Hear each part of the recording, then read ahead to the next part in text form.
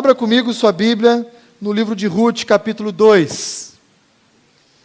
Vimos na semana passada que depois de um capítulo inicial, descrevendo, narrando a história de uma tragédia familiar, Deus vai inverter as circunstâncias na vida dessas duas viúvas, chamadas Noemi e Ruth.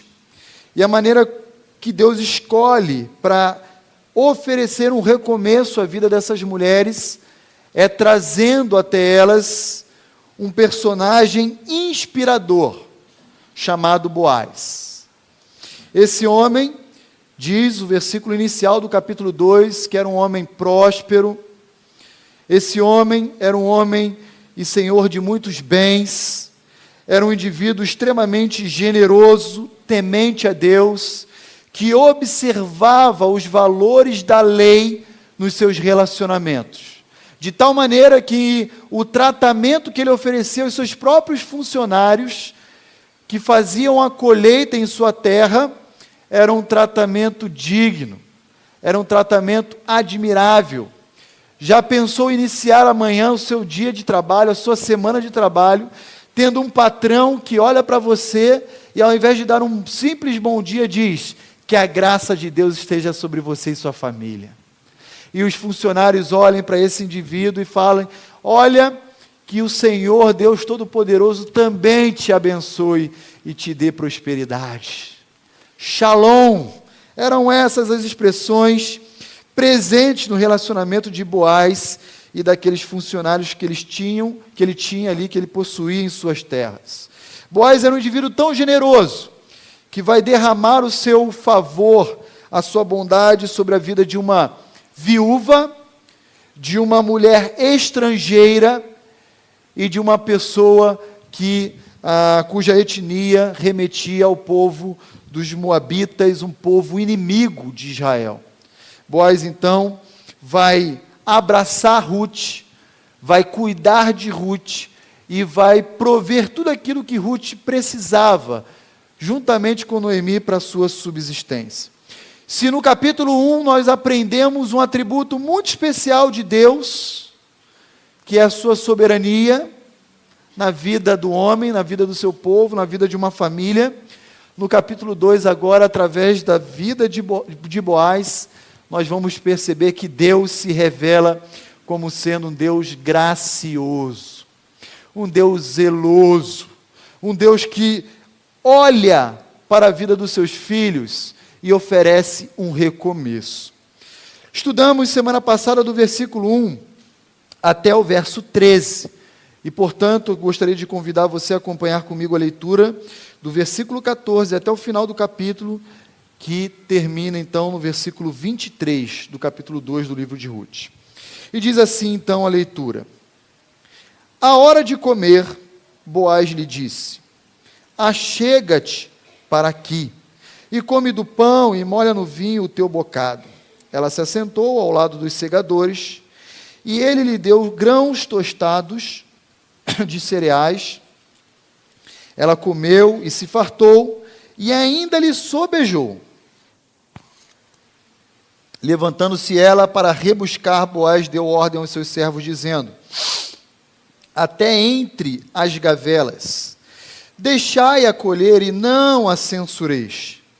Tirai também dos molhos algumas espigas, e deixai-as para que as apanhe, e não a repreendais. Esteve ela apanhando naquele campo até a tarde. Debulhou o que apanhara, e foi quase um éfa de cevada, algo em torno de 18 a 20 litros de cevada, em nossa medida de pesagem. Tomou e veio à cidade, e viu sua sogra o que havia apanhado. Também o que lhe sobejara depois de fartar-se, tirou e deu à sua sogra. Então lhe disse a sogra: onde colheste hoje? Onde trabalhaste, Ruth? Bendito seja aquele que te acolheu favoravelmente. E Ruth contou à sua sogra onde havia trabalhado e disse: o nome do Senhor em cujo campo trabalhei é Boaz. Então Noemi disse à sua nora: bendito seja ele do Senhor, que ainda não tem deixado a sua benevolência, nem para com os vivos, nem para com os mortos. Disse-lhe mais Noemi: esse homem é nosso parente chegado, e um dentre os nossos resgatadores. Continuou Ruth, a moabita: também ainda me disse: com os meus servos ficarás, até que acabem toda a cega que tenho. Disse Noemi a sua nora: Ruth, bom será, filha minha, que saias com as servas dele, para que no outro campo não te molestem. Assim passou Ruth a companhia das servas de Boaz, para colher, até que a cega da cevada e do trigo se acabou, e ficou com a sua sogra. Essa é apenas o início de uma inversão que Deus oferece à história da vida de Noemi e à história da vida de Ruth. Deus levanta um indivíduo que o teme para ser instrumento do seu favor, da sua graça, da sua bondade, a duas viúvas que sequer tinham o que comer.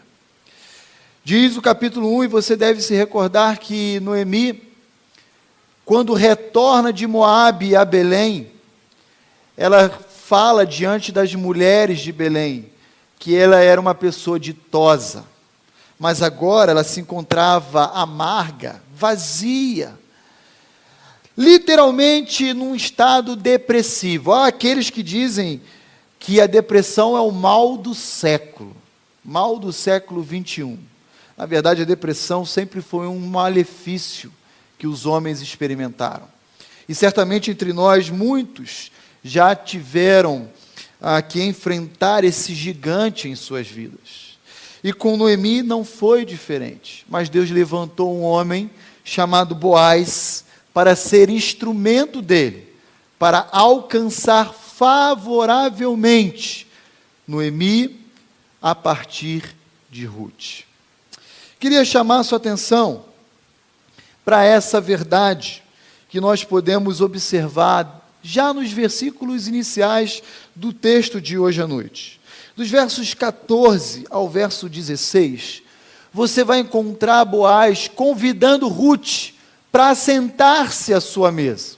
Até o versículo 13, Boaz simplesmente encontra Ruth no seu campo e diz a ela para ter liberdade de colher. Mas agora chegou a hora do almoço. E Boaz diz então: filha, vem aqui. Vem almoçar comigo. Toma aqui alguns grãos tostados. Molha aqui um bocado do teu pão no meu vinho. Bebe da minha mesa, come da minha comida e descanse aqui conosco. Ruth, afinal de contas, tinha trabalhado a manhã inteira exaustivamente, feito apenas algumas pequenas pausas. E sabe o que é interessante? Que logo no versículo seguinte, o versículo 15, Ruth, mesmo tendo sido favorecida, ela não para de trabalhar. Ela imediatamente se levanta e vai ao campo novamente rebuscar a cevada. Nós podemos observar que a generosidade de Boaz, ela ilustra perfeitamente o relacionamento que Deus tem com os seus filhos. Boaz diz para Ruth: olha, fique aqui no meu campo, não vá para os territórios vizinhos, porque você, como uma pessoa estrangeira, certamente seria objeto de uma agressão, de uma violência física. Eles iriam te molestar. Você é estrangeira, você é viúva, não tem quem vá te defender. Fique aqui e os meus funcionários vão lhe proteger. E é assim que Deus faz comigo e com você, o tempo inteiro. Ainda que você não perceba, Ele graciosamente cuida de nós. Ele nos livra de situações que sequer temos conhecimento, em termos de violência, em termos de acidente, entre tantos outros aspectos a qual somos expostos diariamente na nossa vida. Deus cuida de uma forma providencial. Deus nos oferece o nosso pão, o nosso alimento, a nossa subsistência. Deus cuida de nós o tempo inteiro. E Boaz demonstra isso no relacionamento com Ruth. E algo muito interessante que, ao ler esse texto, me fez pensar, é como Deus cuida de nós ainda hoje, por meio do seu Filho Jesus Cristo. Olha que interessante, deixa o seu dedo marcado em Ruth, capítulo 2, e vá comigo rapidamente, lá em Hebreus capítulo 7. Ao ler o cuidado de Deus, ilustrado na pessoa de Boaz, com Ruth, eu me lembrei desse texto. Olha o que ainda hoje o Senhor Jesus Cristo faz por mim e por você. Ele não fez apenas na cruz do Calvário, mas Ele continua fazendo por mim e por você na noite de hoje, na manhã de amanhã, na tarde de hoje, a todo tempo. Olha lá, Hebreus capítulo 7, verso 25. Por isso, Cristo também pode salvar totalmente aqueles que por Ele se chegam a Deus. Então só pode se chegar a Deus através dEle. Ele pode salvar totalmente o indivíduo. E sabe como Cristo assunto aos céus vive hoje? Ele vive sempre intercedendo por aqueles que são salvos. Queridos irmãos, nesse exato momento, o nosso Salvador se encontra diante de Deus o Pai, no seu trono de graça, orando, rogando em favor de cada um de nós incessantemente. É assim, é dessa maneira que Deus demonstra o seu cuidado, a sua provisão, a sua proteção sobre nós diariamente. Foi assim que Deus cuidou de Noemi e de Ruth, usando a vida de Boaz, e é agora sim que Deus usa a vida do seu Filho, Jesus Cristo, nosso Salvador, para cuidar a todo tempo, a todo instante, de mim e de você. Como é bom, queridos irmãos, quando encararmos a nossa semana, encontrarmos dificuldades, desafios, sabemos que além das nossas orações ao Pai, temos também a companhia das orações do Filho ao Pai em nosso favor. Porque diz o autor, a carta dos Hebreus, que Ele vive intercedendo sempre por mim e por você. Não é qualquer oração. Eu não preciso ir lá na igreja ali da esquina buscar a irmã fulana de tal que tem um poder de oração. Sabe por quê? Porque eu tenho a oração do próprio Filho unigênito do Pai. Eu não preciso de nenhuma oração de poder, como alguns contextos hoje ensinam aí fora. Mas Ruth capítulo 2, volta comigo lá, não para por aí. Nesse texto que nós estamos estudando hoje à noite, nós também podemos observar algumas verdades a partir da conduta de Noemi. Olha que interessante. Agora no versículo 20 do capítulo 2, nós temos uma declaração espetacular de Noemi. Parece ser uma outra pessoa. Diz assim o verso: então Noemi disse à sua nora Ruth: bendito seja ele, se referindo a Boaz, do Senhor, que ainda não tem deixado a sua benevolência nem para com os vivos, nem para com os mortos. Quando Deus muda as circunstâncias da vida de Noemi, Noemi muda a percepção a respeito de Deus. Se você for lá comigo no capítulo 1, olha comigo lá o verso 20 também, do capítulo 1. Olha só como Noemi volta para Belém e quais são as suas palavras. Não me chameis Noemi, mas me chame então de Mara, porque grande amargura me tem dado o Todo-Poderoso. Ditosa ou completo, feliz, eu parti de Belém para Moabe, porém o Senhor me fez voltar pobre. Por que, pois, me chamareis de Noemi, visto que o Senhor se manifestou contra mim e o Todo-Poderoso me tem afligido? Noemi teve uma visão muito míope de Deus diante do sofrimento. Noemi começou a ter uma visão distorcida da soberania de Deus em sua vida. Noemi começou a olhar para as circunstâncias e disse: Deus está pesando a mão dele sobre mim, está esmagando.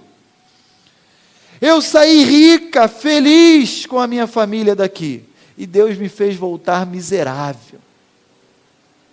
E Deus vai de forma graciosa ao encontro daquela mulher dizendo: não é bem assim, Noemi. Eu não sou contra você, mas eu sou por você. E uma maneira de demonstrar que eu sou por você é dizendo que eu vou trazer ao encontro seu e de Ruth uma pessoa que será agente de bênçãos sobre a sua vida. E é assim que Deus faz. Aquela que se dizia amargurada, agora passa a olhar para as perspectivas da vida e se sentir abençoada. Bendito seja Ele do Senhor, que ainda na minha escassez contempla vivos e mortos. Antes, Noemi enxergava a sua tragédia familiar e responsabilizava Deus pelo sofrimento. Noemi dizia: Deus me amaldiçoou. Noemi dizia: Deus está esmagando os meus ossos.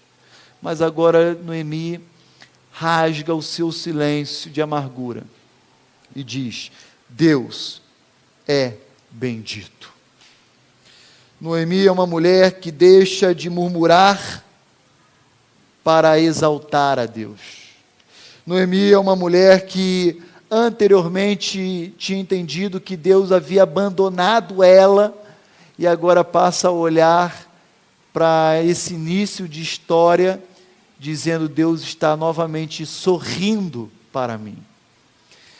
E queridos irmãos, essa atitude de Noemi talvez seja a tendência de muitos de nós, quando lidamos com perdas, quando lidamos com sofrimento, quando lidamos com frustrações. Noemi nos ensina, portanto, que nós podemos ter percepções erradas da vida, especialmente percepções erradas a respeito de Deus. Mas nós precisamos ser humildes, suficientes, para reconhecer que erramos nas nossas conclusões e termos uma postura de mudança em exaltar o Deus que tem o governo da história das nossas vidas. É assim, exatamente assim, que Noemi age no capítulo 2, verso 20. Bendito seja Ele do Senhor, que ainda não tem deixado a sua benevolência, nem para com os vivos, nem para com os mortos.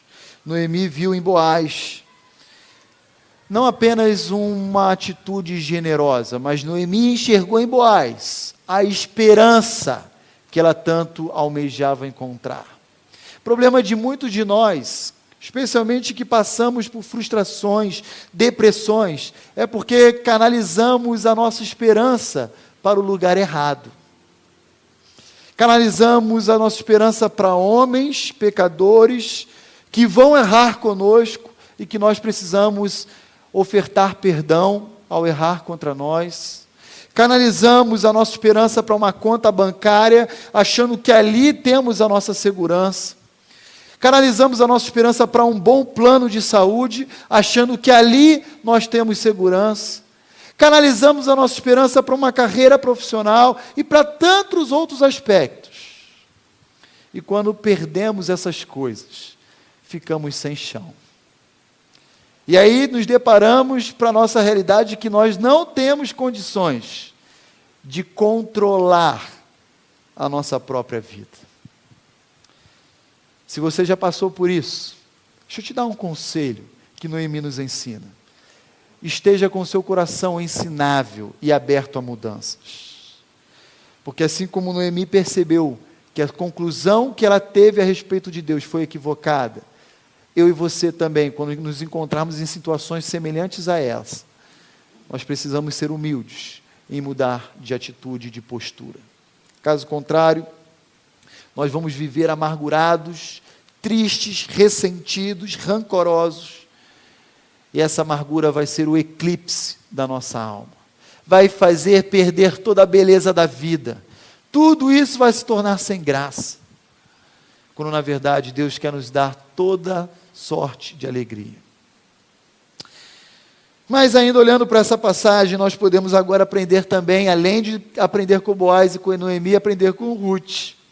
E tem um ensinamento muito interessante que Ruth, através da sua atitude, do seu comportamento, tem a nos ensinar na noite de hoje. Olha lá o versículo 15. Levantando-se ela para rebuscar, Boaz deu ordem aos seus servos, dizendo: até entre as gavelas deixai a colher e não a censureis. Tirai também dos molhos algumas espigas, especialmente daquela parte alta, e deixa cair no chão, para favorecer Ruth. Finge que você não viu. Quando você vê assim, um ramo assim lotado, passa despercebido e dê uma colher de chá para Ruth ir lá poder colher. Quando é que você perceber ali frutos grãos mais belos, mais saudáveis, mais bonitos, colha, e ao colocar no seu cesto, caiu, e deixe para trás, para que Ruth colha. Mas sabe o que é interessante?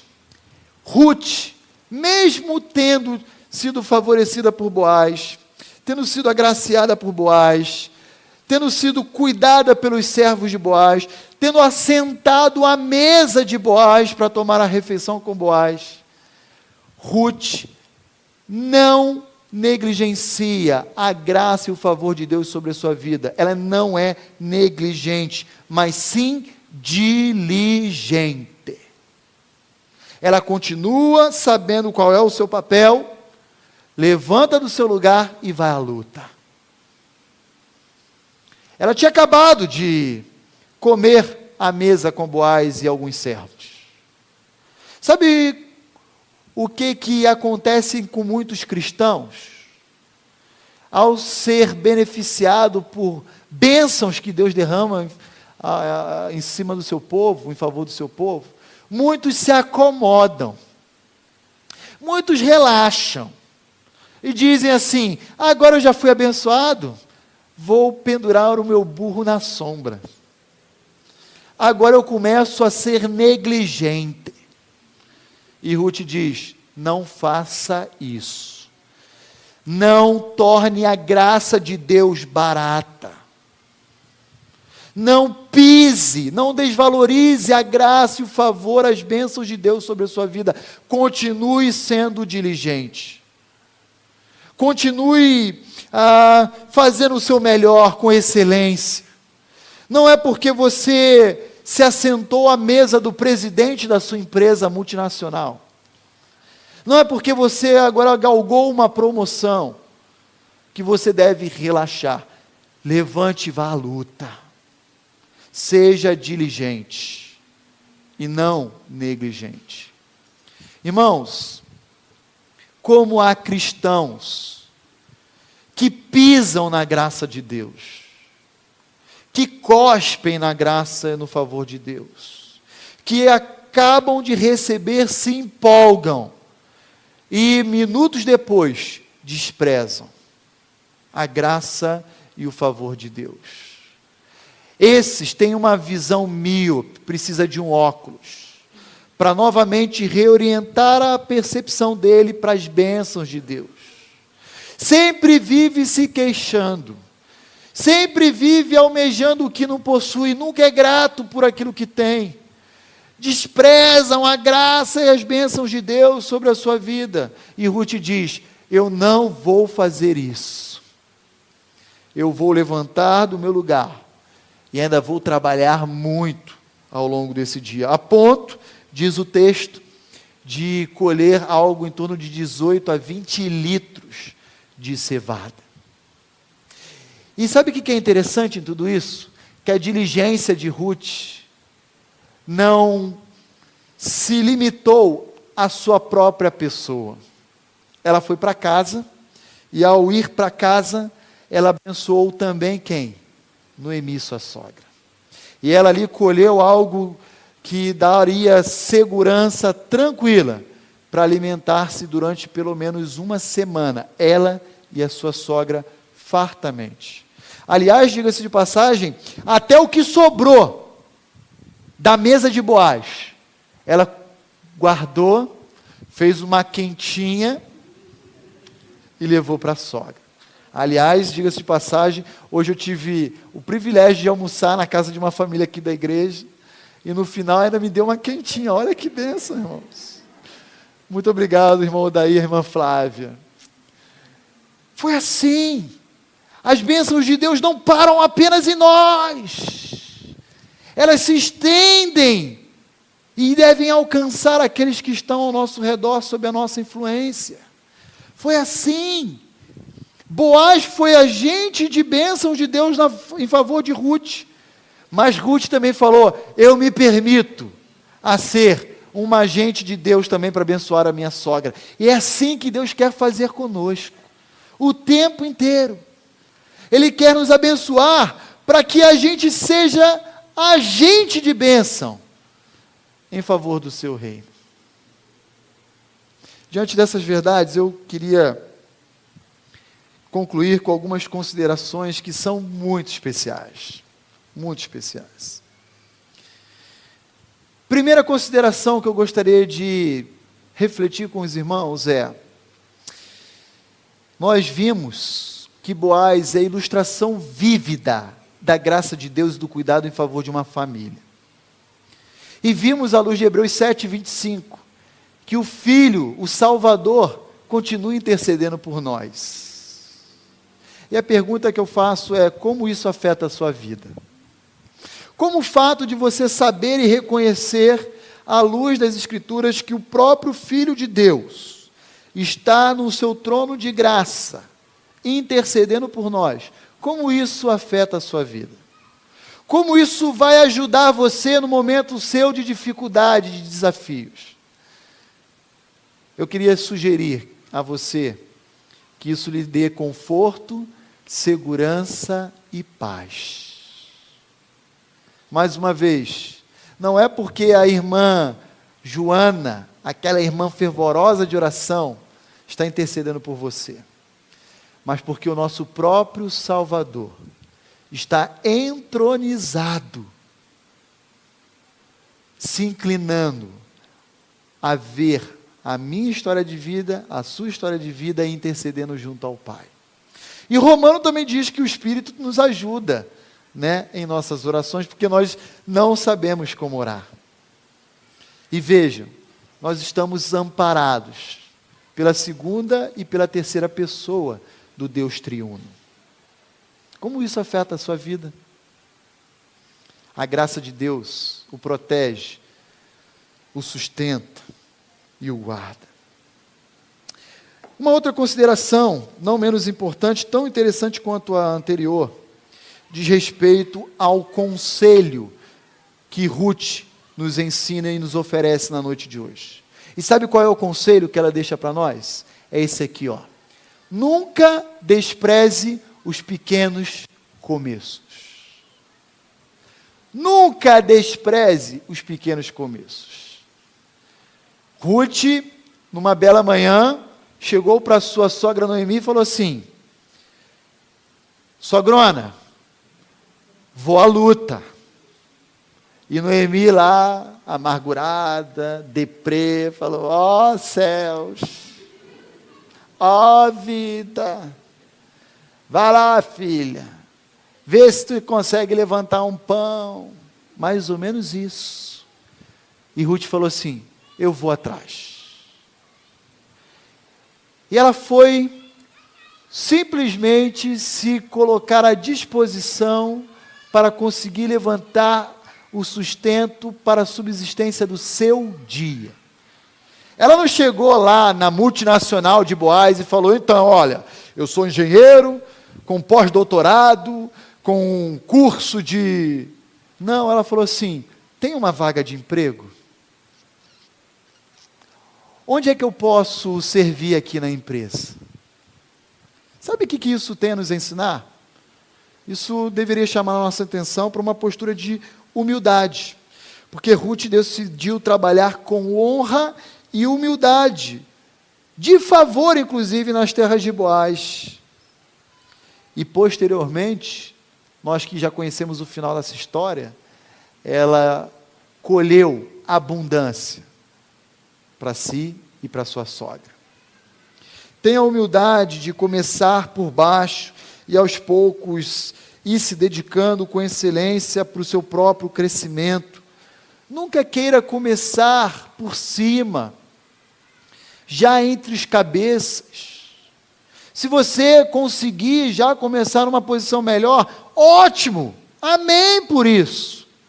Mas seja humilde. Eu conheço o relato de uma história verídica de um engenheiro que foi fazer uma entrevista de emprego numa empresa porque tomou conhecimento de vagas, de oportunidades, e quando ele chegou lá, no RH daquela empresa, o gerente lá do RH falou, então, deixe o seu currículo conosco, nós acabamos de contratar essa pessoa para ocupar essa vaga que estava disponível, mas deixe o seu currículo conosco. Agora, infelizmente, não temos vaga para engenharia, mas temos vaga para motorista da empresa. Ele saiu dali, foi até o portão da empresa, tirou a sua gravata, dobrou a manga da sua camisa, voltou lá no RH e falou assim, bom dia, eu sou fulano de tal e vim me candidatar para a vaga de motorista da empresa. O gerente do RH olhou a postura daquele indivíduo, isso é um relato verídico, tá, irmãos? Isso está, inclusive, contido em alguns livros. E falou assim, é esse tipo de pessoa que nós queremos para a nossa empresa. O presidente da multinacional chamou para uma entrevista pessoal e o colocou como engenheiro-chefe do seu departamento. Comece do começo. Olha que grande conselho. Nunca despreze os pequenos começos. Vá lá colher grãozinho. Vá lá como quem não quer nada. E diga, olha, eu estou aqui. Se precisar de mim, eu lavo até o banheiro. Como se isso fosse demeritório. Não é, tá bom? Mas, na mentalidade da sabedoria mundana, isso é vergonhoso. Comece por baixo. Lembra da vida de José do Egito? Ele começou como o quê? Cabeça? Ele começou como escravo. Foi vendido e, servindo a Faraó como se fosse o próprio Deus, ele cresceu e se tornou o segundo homem no mundo antigo, o braço direito de Faraó. Nunca despreze o pequeno começo, as pequenas coisas. Se prontifique. E um último conselho que nós podemos aprender: abandone a amargura. Deixe de lado o ressentimento. Esqueça as frustrações, a mágoa, e passe a bendizer a Deus. Noemi precisou ver as circunstâncias mudarem para poder se voltar para Deus em exaltação, e aquilo trouxe alegria novamente à sua vida. Aquilo ajudou ela a colocar a esperança no lugar adequado, em Deus. Bendito seja Ele, que não esqueceu nem dos vivos, nem dos mortos. Tomé, você conhece a história dele, precisou ver as marcas nas mãos de Jesus para crer em sua ressurreição. E o desafio para nós hoje é louvarmos, cantarmos a Deus durante a noite de escuridão, e não quando o sol raiar. É no momento de dificuldade mesmo. que nós precisamos decidir viver louvando a Deus, sem amargura, sem questionamento. Senhor, o Senhor me trouxe essa decepção. A amargura destrói toda a alegria do homem, rouba as suas energias e veste de luto a sua alma. A vida passa a ser um fardo pesado, sem graça, quando nós vivemos debaixo de um ressentimento. Tenhamos uma postura humilde, de reconhecer que ainda Deus continua sendo soberano, governando a história das nossas vidas, e Ele, em tempo oportuno, nos dará um recomeço. Vamos orar mais uma vez, irmãos?